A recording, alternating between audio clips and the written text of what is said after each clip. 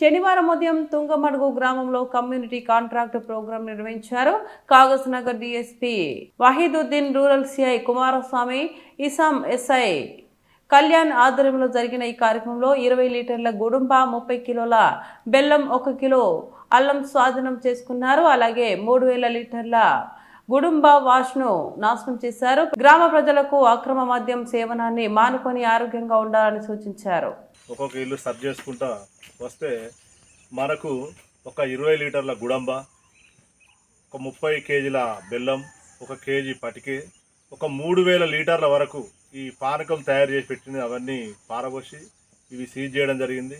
అందులో భాగంగా ఇక్కడ కృష్ణ అని అతన్ని కూడా అదుపులోకి తీసుకోవడం జరిగింది. దయచేసి మీరు విలేజర్స్ ఈ తాగడం వల్ల మీ యొక్క శరీర సామర్థ్యం తగ్గిపోయి ఫ్యామిలీ పరంగా ఇబ్బంది అవుతుంది. తర్వాత ఇంట్లో వాళ్ళకు ఇబ్బంది అవుతుంది. తాగి వాళ్ళు జీడి కలుపుతారు.